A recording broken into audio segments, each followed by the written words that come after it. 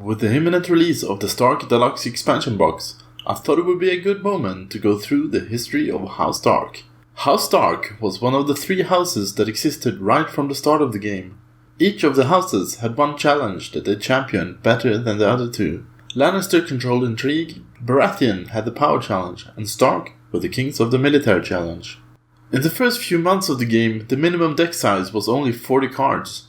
This is something that Stark took great advantage of. They had very good card draw in House Karstark Man-at-Arms, Sansa Stark Library Tower, which let you kneel any character to draw a card, and the neutral Samwell Tarly. They also had Rookery, which let you shuffle event cards back into the deck. This made the initial Stark decks way too efficient compared to the other houses, which is why the minimum deck size was quickly increased to 60 cards instead of 40.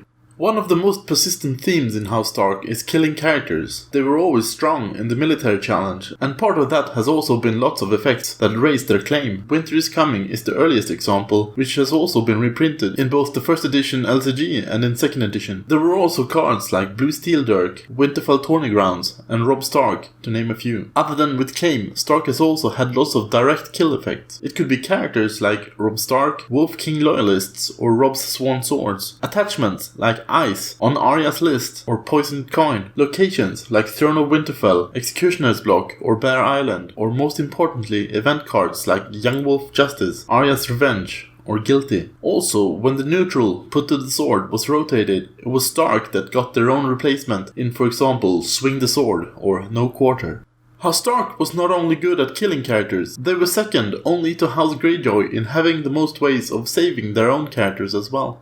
Armies have always had a place in House Stark, from the ridiculous War Host of the North to the awesome Great Host, or why not an efficient defensive weenie in Home Guard. Another persistent theme in House Stark was defense. They have always had characters that didn't kneel to defend, or effects that could stand defending characters. There were effects that reduced the strength of the opponent's attacking characters, or cards that completely nullified your opponent's current challenge. There were also events that let you kill all attacking characters. Search has also been a consistent theme in House Stark. They have had numerous events throughout the years that have let you search for any card in your deck. Searching your deck for direwolves is also a common effect in House Stark. Winterfell Barracks was another fun search card. It let you search your deck for a character and put it straight into play. This was especially good with characters that had come into play effects, or why not surprise your opponent with an out-of-house dragon that killed everyone that was attacking you. A few of the other highlights were Maester Luwin, Harrenhal, and Sansa Stark, which were some of the main features in a Stark deck that was prominent in the Final World Championship of 1st edition. One of the main synergies that has always existed in House Stark is the synergy between the direwolves and the Stark children. They have most often provided a buff for their respective kid, or when the direwolves were attachments, the effect was often more powerful when attached to the correct kid. House Tully is one of the most persistent traits that has that synergy. In the beginning, it was mostly a trait that characters had for flavor, but it didn't do much more than that. The exception was the Blackfish, which made House Tully into a powerhouse. But it wasn't until the first edition of the LCG that there was a little more House Tully synergy. Now you had the new Blackfish Champion card. There were also a few other cards that added to the synergy.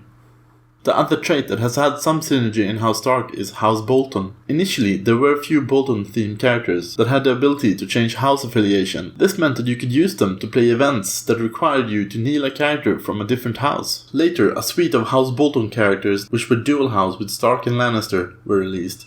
The theme with these cards was that they could be taken control of, or constantly switch controller after a challenge. In the LCG, there was also a suite of Bolton characters that had the similar effect of changing controller all the time. So there you have it, a house of murderous killing effects and cuddly direwolves.